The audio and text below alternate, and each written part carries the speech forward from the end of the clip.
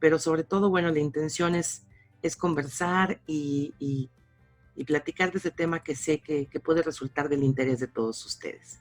Así es que yo voy a agradecer mucho que si tuvieran alguna pregunta, algún comentario, me lo hagan saber aquí por el chat, lo estoy también leyendo.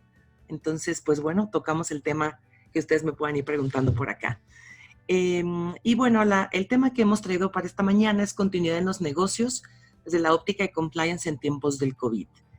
Yo estoy convencida que el COVID nos ha dejado muy incómodos, y es que por lo menos los últimos 10 años, el enfoque de los negocios y concretamente también los abogados, nos hemos ido siempre conectando con una óptica muy específica de la comodidad, buscando la aplicación móvil más ágil para compras en línea, buscando el que si algo no te gusta, hagas el famoso skip y lo cambies. Estamos migrando hacia un tema de la comodidad por la comodidad, de tal suerte que si algo no está de forma digital, lo vemos obsoleto. Sin embargo, llega el COVID y nos pone enfrente una situación de suma incomodidad, donde no podemos ya salir ni ver a la gente que queremos, ni hacer lo que nos gusta. Incluso nos replantea si la forma en la que hoy nos estamos comunicando es genuinamente efectiva. Dice Simon Sinek, a quien les comparto que ahora he leído mucho en esta cuarentena, él dice que este momento es épico porque nos está haciendo revaluar dos puntos o dos métricas que antes nunca hubiésemos evaluado. La primera es la métrica de éxito. ¿Cómo mides tu éxito? Si alguien más decía antes, bueno, es que mi éxito tiene que ver con el número de clientes, las citas, los desayunos, el contacto, yo era popular, pues hoy tu métrica ha cambiado. Hoy esa métrica ha cambiado porque la forma en la que tú veías a tus clientes, pues ya no los ves, vamos, sí virtualmente probablemente. La otra métrica que también se está reevaluando es el legado que estamos dejando. Es decir, ¿qué dejas más allá de tu trabajo? Y parecería que por primera ocasión tenemos este tercer elemento en el tema de los negocios. Primero es qué vendes, cómo vendes, y tercero, ¿y qué dejas de esta venta? Entonces, COVID-19 nos ha puesto enfrente esta incomodidad donde nos estamos cuestionando incluso métricas como la felicidad. Métricas que teníamos antes muy concebidas y muy conocidas. Yo creo que sin duda hablar de COVID es hablar de un antes y un después en la historia de la humanidad, por lo menos en lo que hace a la convivencia, a los negocios, a la cercanía. Y sí que es un momento importante para actualizarnos sobre muchos conceptos, no dejando de menos incluso la utilización del Zoom, por ejemplo, como una de las herramientas que se venían usando ya de tiempo atrás y que hay gente que cree que es nuevo y que nunca la había usado. De hecho, yo les confieso algo, hace unos días cumplí años y para este cumpleaños, bueno, pues mi esposo me sugería hacer cosas distintas, oye, hagamos una fiesta virtual y tal. Entonces hicimos un convivio virtual donde un buen amigo que es músico nos cantó, hicimos como un concierto privado. Pero lo que más me preocupó en ese momento es darme cuenta que mis afectos, la gente que más amo, concretamente dos tíos que quiero mucho, no podían entrar a la convivencia porque nunca habían usado Zoom. Y entonces creo que esto nos remonta a épocas bueno, si nos vamos como un poco hacia atrás en la historia de México, cuando empezaban en México a dar las primeras clases formales de alfabetización, parecería que el llamado en ese momento era un tema ético.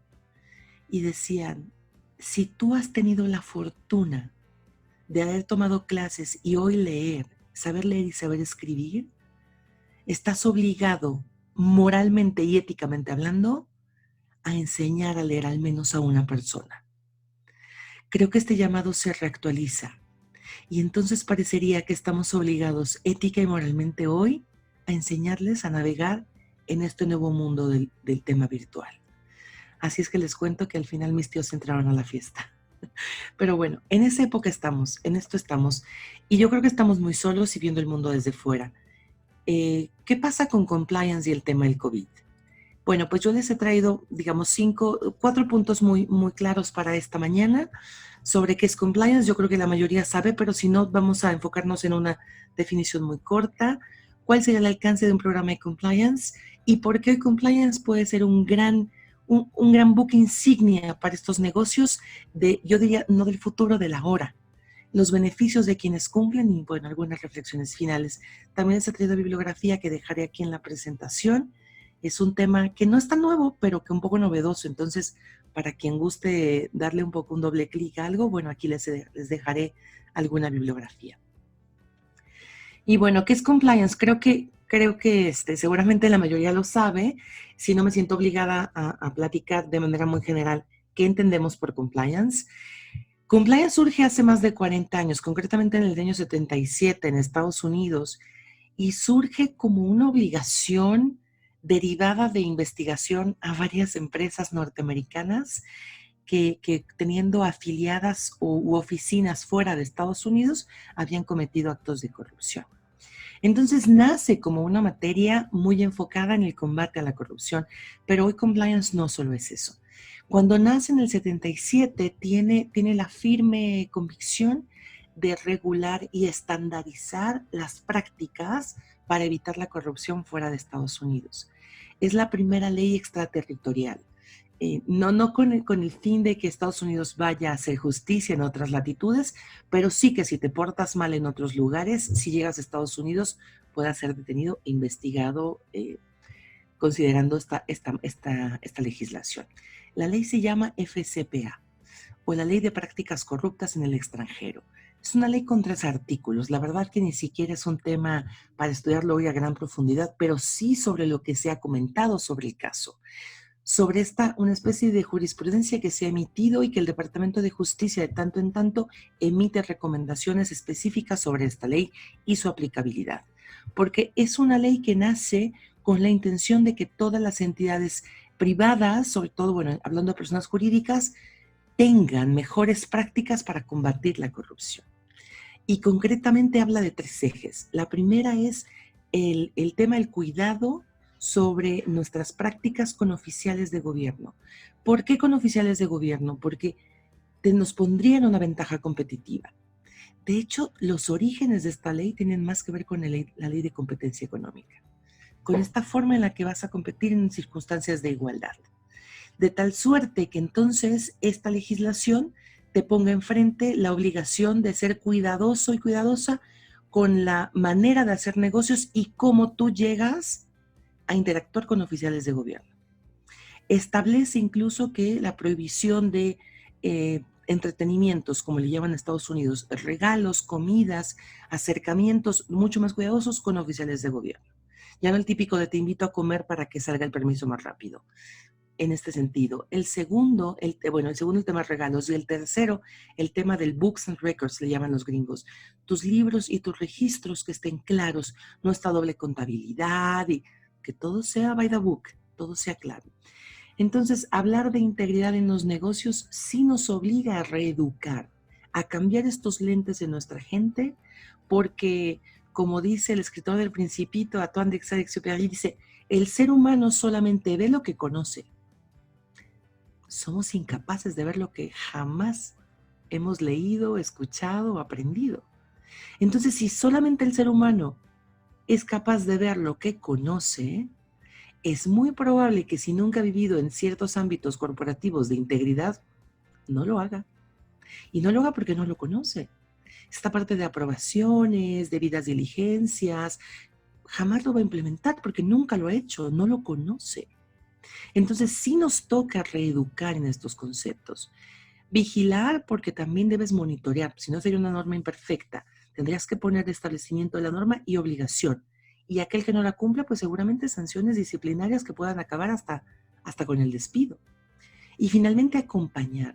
Ese es un sistema de gestión que acompaña, que guía porque todos los días es algo distinto. Cada caso es nuevo. Finalmente, lo que queremos generar con esto es una nueva cultura de integridad, donde hacer lo correcto no sea opcional, sino ser la forma y la única forma de hacer negocios.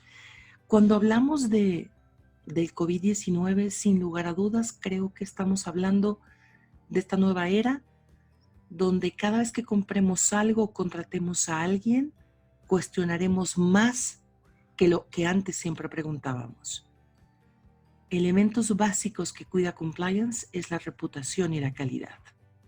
De tal suerte que entonces cuando hablamos de su sistema de gestión no hablamos de algo ni nuevo, ni que viene de España, de la UNE, no, tiene más de 40 años.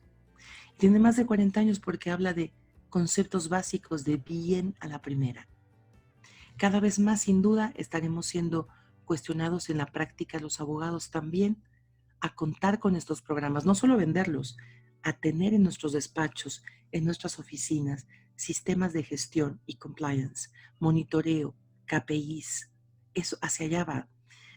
Por favor, háganme saber cualquier comentario. Estamos ya hacia 9:30 y como se dan cuenta, a mí me gusta un montón hablar de esto, pero no sé si hay algún comentario. Yo aquí los estoy leyendo y les agradeceré si alguien quiere también hacer alguna intervención. Encantada. Y bueno, la pregunta es si deberíamos cambiar, porque al final del día, hoy la forma en la que algún empresario te pueda contestar, soy efectivo, soy eficiente, incluso les diría algo, esta parte de la venta por evitar la multa, la verdad que es solamente por miedo, por generar un poco de miedo, y el miedo no necesariamente en estos conceptos vende muy bien. Porque si tú a un empresario le dices, oye, implementa compliance para evitar multa, se volteará muy fácil y te dirá, no te preocupes, te tengo a ti, nadie me va a multar, tengo el mejor abogado. O la otra es, no te preocupes, nunca me han multado, no tienen por qué multarme ahora. O conozco a todo el mundo y el mundo, a mí no me va a pasar nada. Entonces, esta parte, y adicional a esto, hay quien dice que los mexicanos somos un poco adolescentes en el tema del control. Porque no nos encanta que nos pongan en reglas ni controles, nos gusta ser rebeldes, nos gusta buscar siempre opciones nuevas. Entonces, ¿cómo debería yo pagarte a ti para que vengas y me pongas controles en mi compañía? Pues, ¿estaré loco qué? Si ni me gustan a mí que me pongan reglas. Entonces, y luego México encima es un país sobreregulado, entonces no mezcla bien. Más bien creo que es el beneficio de cumplir, el beneficio de contar con un programa como estos. La efectividad, o sea, la efectiva implementación de un programa de compliance sin duda nos hará cambiar de cultura de hacer negocios. Por primera vez te vas a cuestionar si tus proveedores únicamente te preocupa el costo, el que te venden, o también la calidad. Compliance se ha vuelto una muy buena luz entre tantas obscuridades posibles en el argot de la integridad.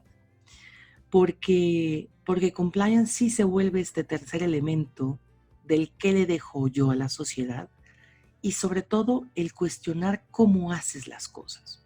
No solo qué vendes, sino cómo vendes.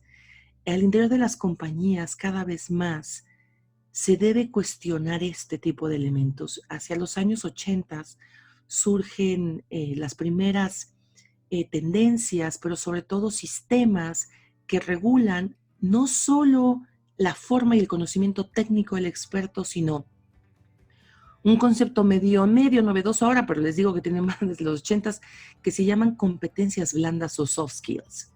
Estas competencias blandas que tienen que ver con liderazgo, business acumen, qué tanto sabes del negocio, cómo te preparas, cómo te repones, de los 80s, cada vez más tienen ahora vigencia. Porque resulta que la forma en la que evaluamos ahora el desempeño de nuestra gente tiene también que ver en la forma en la cómo actúas. No solo que seas el mejor vendedor, sino cómo vendes. Estas industrias sobrereguladas donde no puedes venderle a menores de edad, vamos a decir, un producto como alcohol o cigarrillos, pues el vendedor que haya vendido más no será solamente el que tenga más la colocación de todo el producto, sino que no haya vendido a menores. Entonces es qué vendo y cómo vendo. Y entonces compliance se vuelve un mecanismo natural para evitar caer hacia allá. Es decir, el qué y el cómo. ¿Cuáles son los beneficios de quienes cumplen? Yo quisiera contarles aquí y platicarles de un escritor que ahora también traigo yo muy a la cabeza y lo recomiendo muchísimo. Me gusta mucho este libro que escribió que se llama Ed Batista. Él es coach ejecutivo, es maestro de Stanford en Estados Unidos, maestro de Stanford, de la Universidad de Stanford. Y él habla de las 4 habilidades que debemos tener para reponernos de estas crisis. Les cuento algo, es sumamente estricta. Si alguien te ve hablando, escribiendo, texteando en las oficinas, en lo que vas caminando, es terminación de contrato por un tema de seguridad. Texteando. Ya no se diga de aquel godín que va caminando con la computadora y el café. Te vas, no importando el nivel. Entonces, cuando tú llegas a esta empresa, ya sabes que debes guardar el teléfono, guardar todo, una bolsa, zapatos bajos, tal. O sea, ya hay una cultura donde la gente ya no cuestiona si es bueno o malo, debería o no debería. Es que simplemente es. Esto es lo que debemos hacer. Yo creo que compliance como un programa de mejora, como un sistema de gestión, pero sobre todo por hacer lo correcto, sin importar que te vean o no, por cuidar los valores y sobre todo la reputación de tu compañía, debería ser un tema incuestionable, un tema que ya exista. Claro, nos toca modelarlo, nos toca establecer reglas, políticas, controles y sobre todo, yo les insisto mucho, habilitar a tu gente. Decirle el beneficio de cumplir, porque es importante contar con una política contra corrupción, porque es importante que si no mañana me vengas con que el permiso no va a salir, que va a tomar 6 meses y que tenemos que pagarle a la autoridad una mordida. No, tú debiste haber previsto y sacar el permiso hace 8 meses, no ahora, porque hay forma de mitigar esto. Una frase que me gustaría dejarles un poco en consideración con lo que Ed Batista ha dicho de cómo combatir este COVID y sobre todo el llamado que tenemos nosotros ahora post-COVID, será pues que la gente no te seguirá por lo que digas, sino por lo que hagas. Cada vez más, les decía, somos cuestionados en la totalidad. Ahora contamos con tanta tecnología que cualquier mala práctica puede ser grabada y subida a redes y de ahí nunca será bajado, nunca será eliminado. Así es que tenemos vistas y tenemos ojos 24/7.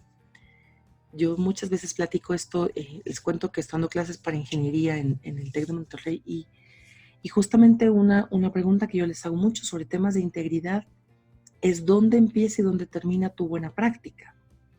Y algo que les pregunto mucho a los chicos es, imagínate que ahora estás haciendo prácticas en tal compañía, ¿no? Todos, no, sí, algunos ya están practicando, algunos tienen ya incluso sus primeras compañías como emprendimiento. Y les pregunto, ¿qué pasaría si uno de tus empleados mañana sube algunos videos en sus redes sociales criticando a tu empresa? ¿Es correcto o no es correcto? ¿Debería hacerlo o no? ¿Deberías permitirlo o no? Y empieza un poco el debate, porque justamente estas generaciones no distinguen la diferencia entre público y privado. Y bueno, algunos dicen, bueno, es que es una red social con mi nombre, es privada, yo puedo decir lo que quiera, cuando yo quiera. Y otro por ahí dice, no, bueno, creo que deberíamos ya vigilar a quienes contratamos, incluso preguntarle a usuarios de redes sociales.